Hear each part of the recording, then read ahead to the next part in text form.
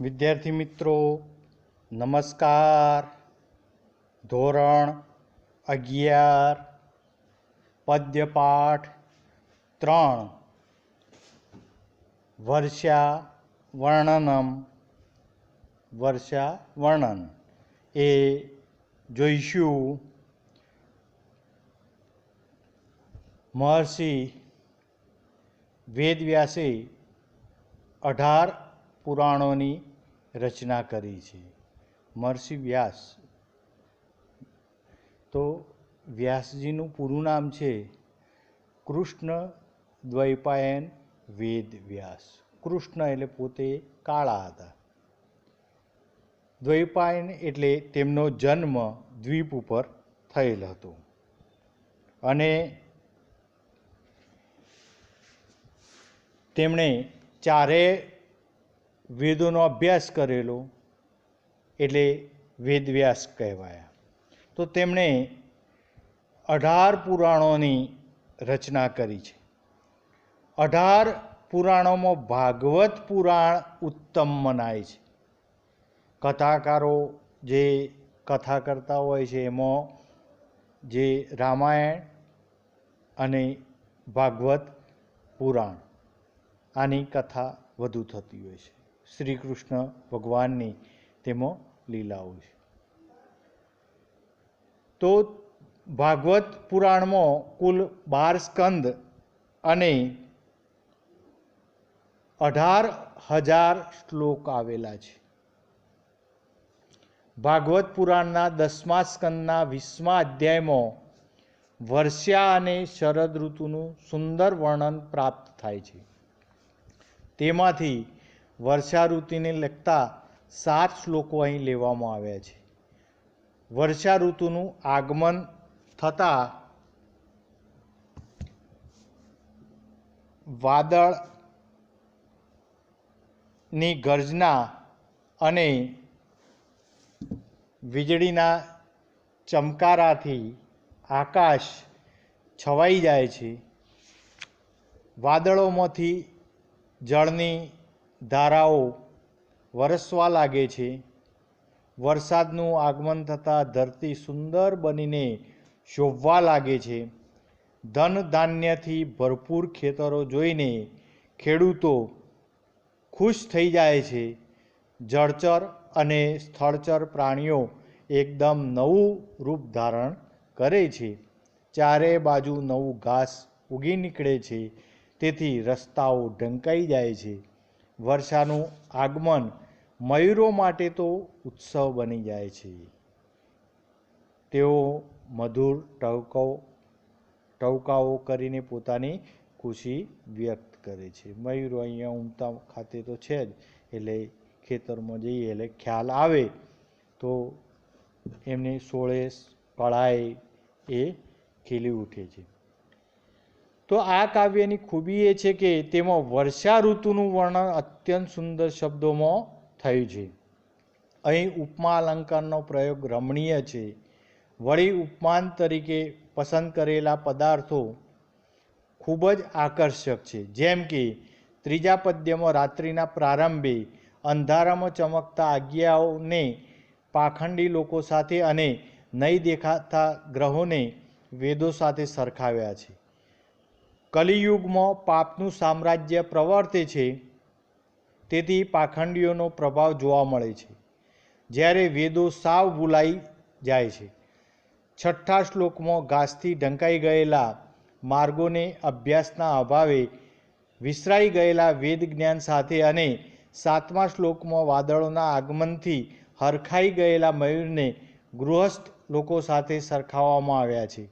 5મા શ્લોકમાં નવવારી નિષેવયા અને હરિ નિષેવયા શબ્દોના પ્રયોગમાં યમકની ચમત્કૃતિ છે. આ બધા પદ્યો અનુષ્ટુપ છંદમાં છે. તો અહીંયા આપણે આ શ્લોકો હવે જોઈએ.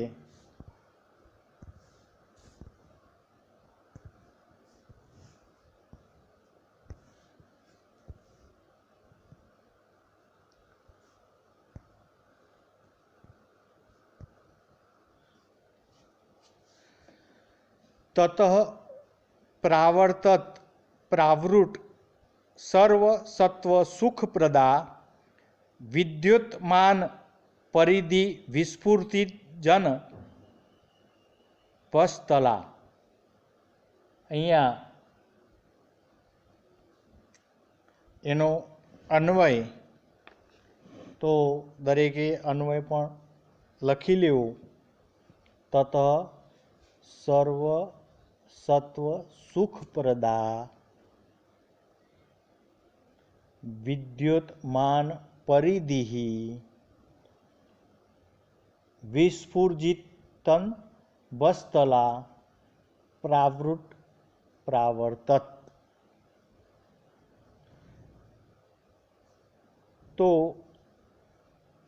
તતઃ એટલે પછી, તતઃ એટલે પછી.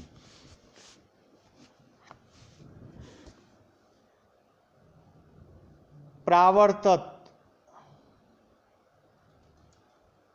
અને પ્રાવૃટ આ બે શબ્દો છે. એને પછી સર્વસત્વ સુખપ્રદા, સર્વસત્વ સુખપ્રદા એ શબ્દ જોઈ લેવાનું. પહેલું લેવાનું સર્વ એટલે સર્વ, સત્વ સુખપ્રદા એટલે સર્વ પ્રાણીઓને સુખ આપનારી, સુખપ્રદા એટલે સુખ આપનારી. સર્વ સત્વ સુખપ્રદા સર્વ પ્રાણીઓને સુખ આપનારી. તથા એટલે પછી સર્વ સત્વ સુખપ્રદા સર્વ પ્રાણીઓને સુખ આપનારી વિદ્યુતમાન પરિધિ. બીજી લીટીનો શબ્દ વિદ્યુતમાન પરિધિ, વિદ્યુતમાન પરિધિ આ શબ્દ પણ લખી દેજો.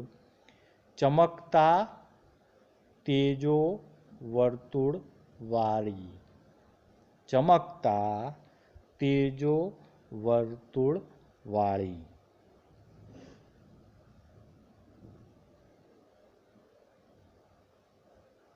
પછી વિસ્ફુર્જિત વિસ્ફુર્જિતન બસ્તલા, વિસ્ફુર્જિતન બસ્તલા એટલે ચમક અરે ખળભળતા ગરજતા આકાશવાળી.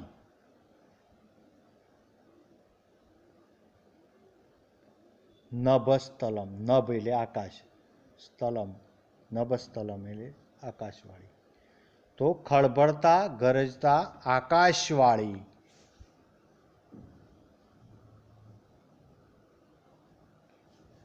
પ્રાવૃટ પ્રાવર્તત, પ્રાવૃટ પ્રાવર્તત એટલે વર્ષા ઋતુ શરૂ થઈ. પ્રાવૃટ પ્રાવૃટ પ્રાવર્તત વર્ષા ઋતુ શરૂ થઈ. તો અહીંયા તત એટલે પછી, સર્વ સુખપ્રદા એટલે સર્વ પ્રાણીઓને સુખ આપનારી, વિદ્યુતમાન પરિધિ એટલે ચમકતા તેજો વર્તુળવાળી, અને વિસ્ફુર્જિતન બસ્તલા એટલે ખળભળતા ગરજતા આકાશવાળી. પ્રાવૃટ પ્રાવર્તત વર્ષા ઋતુ શરૂ થઈ. તો પછી સર્વ પ્રાણીઓને સુખ આપનારી, ચમકતા તેજો વર્તુળવાળી અને ખળભળતા ગરજતા આકાશવાળી વર્ષા ઋતુ શરૂ થઈ. અહીંયા સરસ વર્ષા ઋતુની વાત કરેલી છે. પ્રાવૃટ, પ્રાવૃટ શબ્દ વર્ષા ઋતુ માટે કહેવાય. પ્રાવૃટ એટલે વર્ષા ઋતુ. મહર્ષિ વ્યાસે શ્રીમદ ભાગવત પુરાણમાં વર્ષા ઋતુનું મનોરમ વર્ણન કર્યું છે. ધરતી પર વર્ષાનું આગમન થતાં જ વાદળોની ગર્જના અને વીજળીના ચમકારાથી આકાશ છવાઈ જાય છે. વાદળો જળધારાઓ વરસાવવા માંડે છે. ગ્રીષ્મના આકરા તાપથી તપેલી ધરતીમાં નવજીવનનો સંચાર થાય છે. ધરતીએ જાણે લીલી ચાદર ઓઢી હોય તેમ સુંદર હરિયાળીથી શોભે છે. ધન ધાન્યથી લહેરાતા ખેતરો નિહાળીને ખેડૂતો ખુશ થઈ જાય છે. જળચર અને સ્થળચર પ્રાણીઓ એકાએક નવા રૂપમાં આવી જાય છે. ચોમેર ઉગેલા નવા ઘાસથી માર્ગો આચ્છાદિત થઈ જાય છે. વર્ષાની પધરામણી મયુરો માટે તો જાણે ઉત્સવ બની જાય છે. તેઓ મધુર ટહુકાઓ વડે પોતાની પ્રસન્નતા પ્રગટ કરે છે. આકાશમાંથી વરસેલું નવવારી રૂપ અમૃત ધરતીને તૃપ્ત કરી નાખે છે. વર્ષા પૃથ્વી પરની સમગ્ર જીવસૃષ્ટિનો પ્રાણાધાર છે. તેથી તેનું આગમન થતાં સૌના હૃદયને આનંદ કરી મૂકે છે. તો અહીંયા આ રીતે પહેલો શ્લોક છે. હવે બીજો શ્લોક જોઈશું. અષ્ટૌ માસાન નિપીતમ યદ ભૂમ્યા જલમયમ વસુ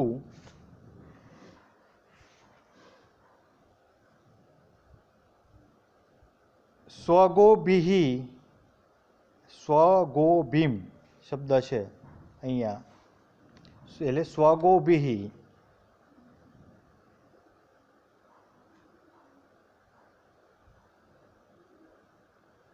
મોક્તુમ આરંભે ભાસ્કર કાલ આગતે. તો સ્વગોભિ મોક્તુમ આરંભે ભાસ્કર કાલ આગતે. કાલ આગતે. તો અહીંયા એનો અન્વય જોઈ લઈએ.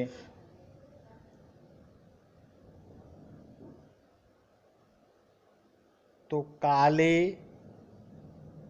આગતે, છેલ્લો શબ્દ કાલે આગતે અષ્ટૌ માસાન ભૂમ્યા યદ જલમયમ વસુ નિપીતમ ભાસ્કર સ્વગોભિ મોક્તુમ આરંભે.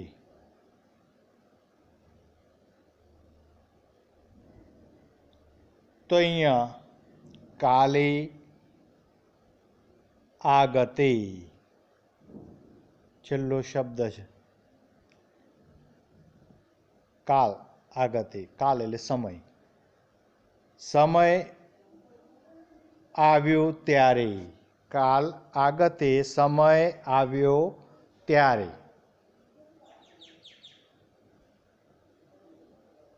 યદા તદા સતી સપ્તમીનો અહીંયા પ્રયોગ પણ થાય છે. તો કાલ આગતે, કાલે આગતે આ શબ્દ રીતે મૂકી શકાય. સમય આવ્યો ત્યારે.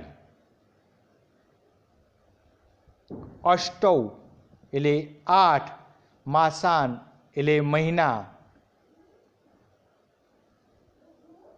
અષ્ટૌ માસાન 8 મહિના. ભૂમ્યા, ભૂમ્યા એટલે ધરતીએ. ભૂમ્યા એટલે ધરતીએ. યદ એટલે જે. જલમયમ પાણીરૂપી. જલમયમ એટલે પાણીરૂપી. વસુ એટલે દ્રવ્ય. યત જલમયમ વસુ જે પાણીરૂપી દ્રવ્ય.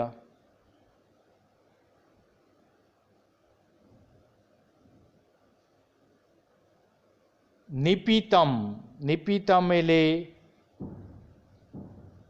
પીધું હતું. ચોમાસા સિવાય શિયાળામાં ઉનાળામાં જે પાણી આકાશ સૂર્યગરમી દ્વારા એ રીતે પીધું હતું.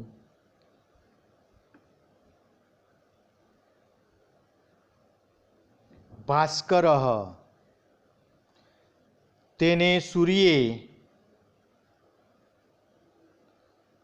ભાસ્કર તેને સૂર્યે સ્વગોભિ એટલે પોતાના કિરણો વડે, સ્વગોભિ શબ્દ લખી દો, આ શબ્દો લખવાના છે. સ્વગોભિ એટલે પોતાના કિરણો વડે, સ્વગોભિ એટલે પોતાના કિરણો વડે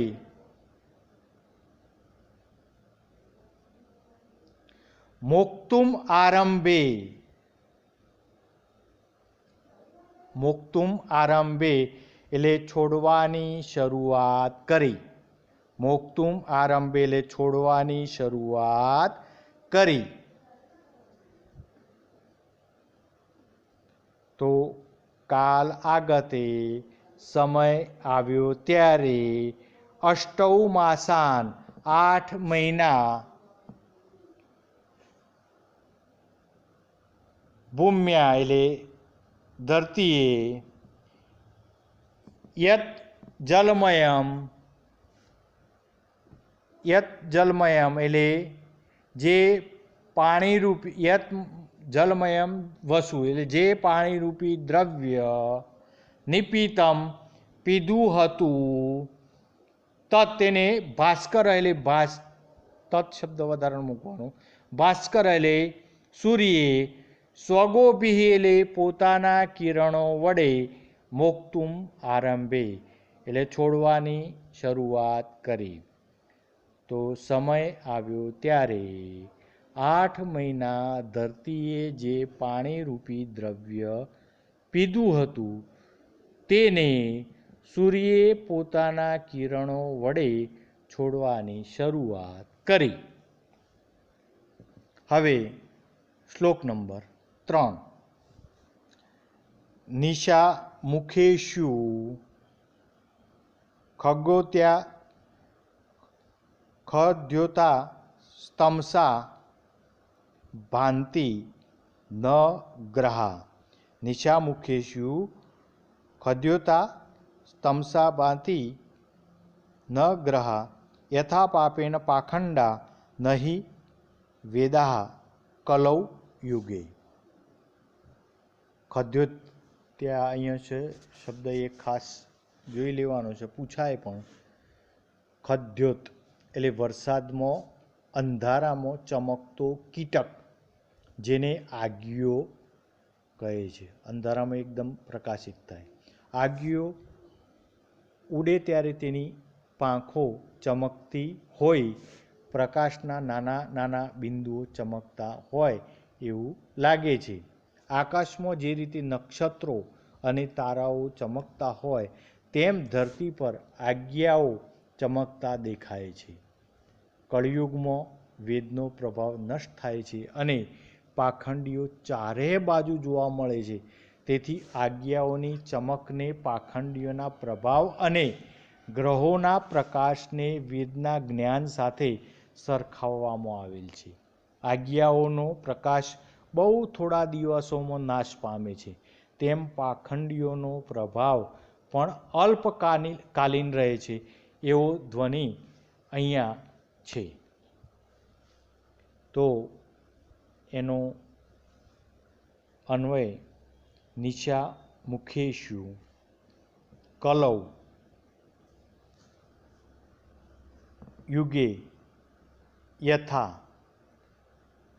પાપેન પાખંડાહ તથા તમસા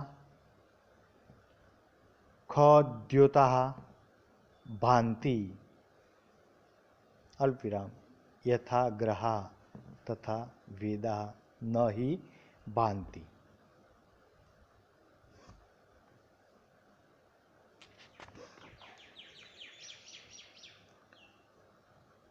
તો અહીંયા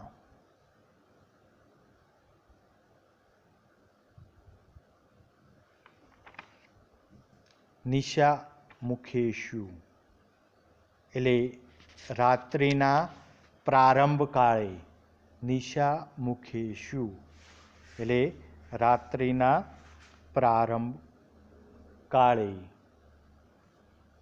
પછી છેલ્લો શબ્દ કલૌ યુગે. કલૌ યુગે એટલે કળિયુગમાં. કલૌ યુગે એટલે કળિયુગમાં. યથા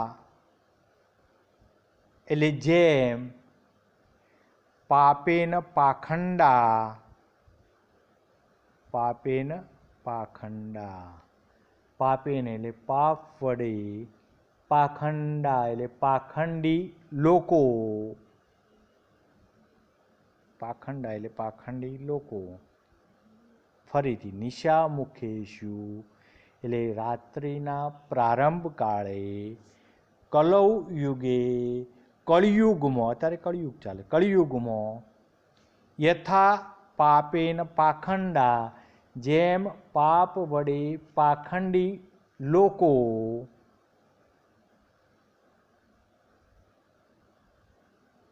તો રાત્રિના પ્રારંભ કાળે કળિયુગમાં જેમ પાપ વડે પાખંડી લોકો.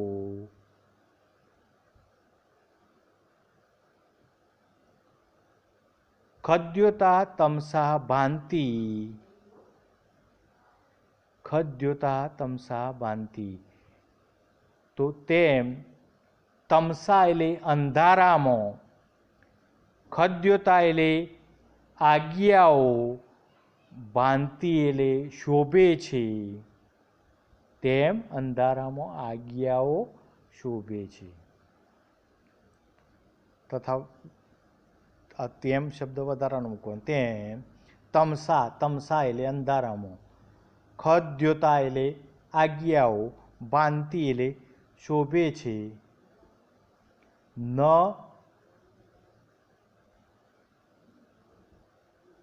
ગ્રહા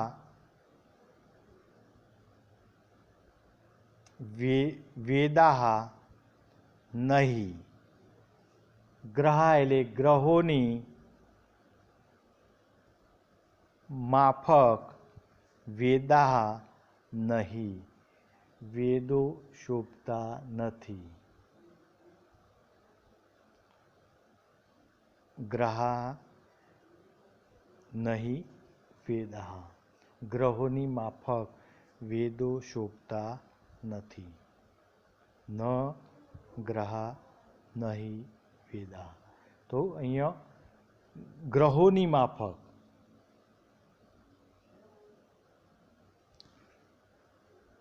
વેદાહ એટલે વેદો, નહીં એટલે શોભતા નથી. તો અહીંયા રાત્રિના પ્રારંભ કાળે કળિયુગમાં જેમ પાપ વડે પાખંડી લોકો, તેમ અંધારામાં આજ્ઞાઓ શોભે છે. પાખંડી લોકો લાંબો સમય સુધી એમનું તેજ પ્રવર્તતું નથી. એ લોકોને છેતર્યું પણ એનો થોડો સમય, પછી એમની પાપ લીલાઓ ને બધું બહાર આવી જ જાય. એ લાંબો સમય રહે નહીં. એમ આજ્ઞાઓ જે રીતે અલ્પ સમય માટે એમનો પ્રકાશ રાત્રિના અંધારામાં બતાવે છે, દેખાડે છે, એ રીતે આ જે પાખંડીઓ હોય છે એમનો અલ્પ સમય માટે જ પ્રભાવ હોય છે, લાંબો સમય ટકતો નથી. લાંબો સમય તો ઋષિમુનિઓ સજ્જનોનો સમય, એ જ પ્રભાવ લાંબો સમય રહે છે.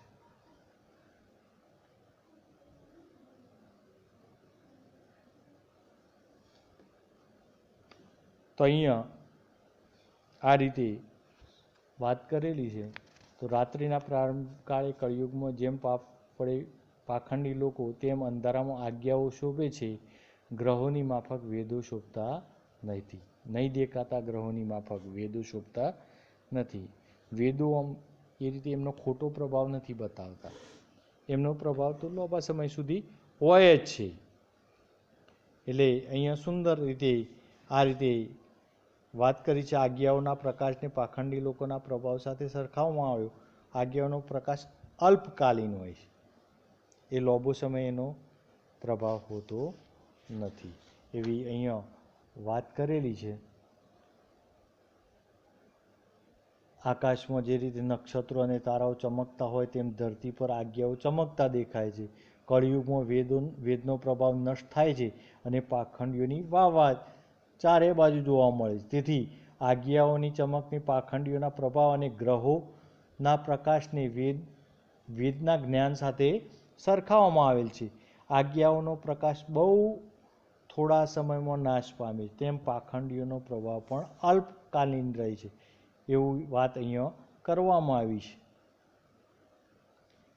આજ્ઞાઓને પાખંડી લોકો સાથે અને ગ્રહો નક્ષત્રોને વેદ સાથે અહીંયા સરખાવીને યથાર્થ ઉપમાનો પ્રસ્તુત કરાયા છે.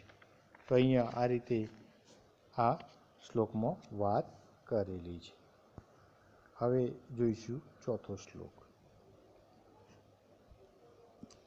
ક્ષેત્રાણી શસ્ય સંપદ્ધિ કર્ષકાણામ મુદમ દદુઃ ધનીનામ ઉપતામ ચ દૈવાધીનમ અજાનતામ. એનો અન્વય જોઈ લઈએ.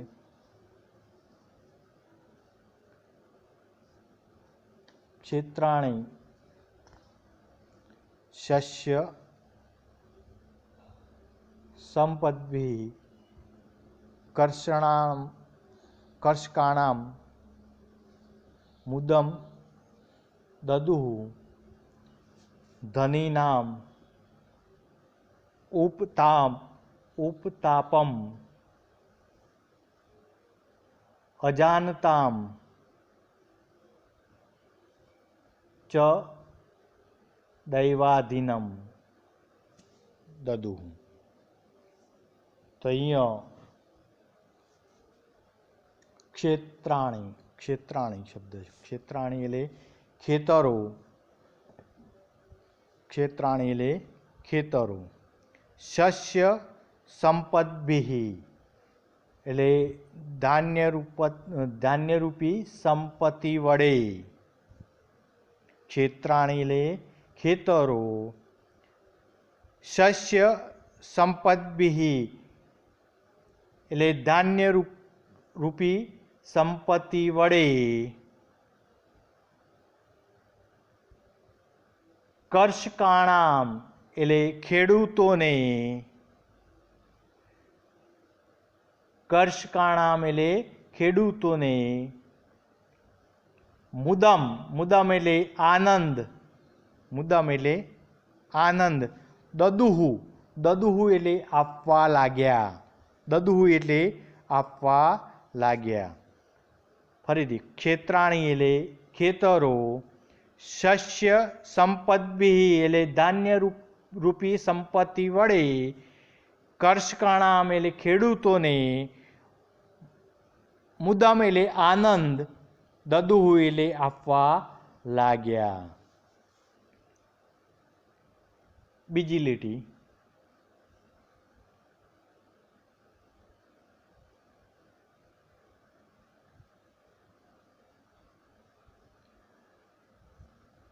ધનીનામ એટલે ધનવાનોને.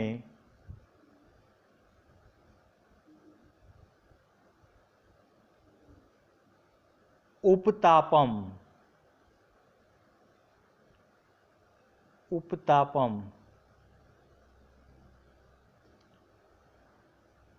એટલે ધનની ઉષ્મા.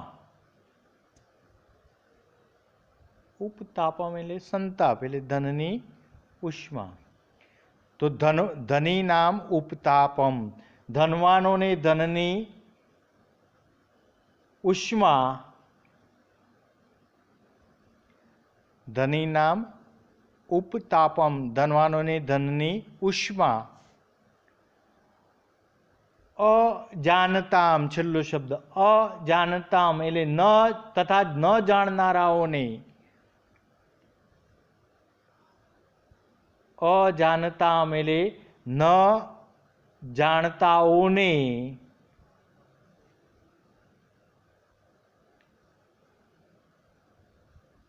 એટલે તથા અનજાત જાણતા એટલે ન જાણતાઓને દૈવાધીનમ. દૈવાધીનમ એટલે ભાગ્યને આધીન હોય તે આપવા લાગ્યા.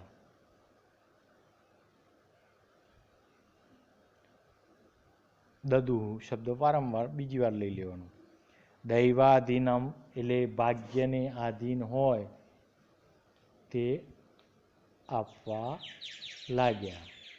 ભાગ્યને આધીન જે નસીબમાં હોય એ મળે જ. ખેતીમાં પુરુષાર્થ કરવો જ પડે, પણ નસીબ પણ હોવું જોઈએ.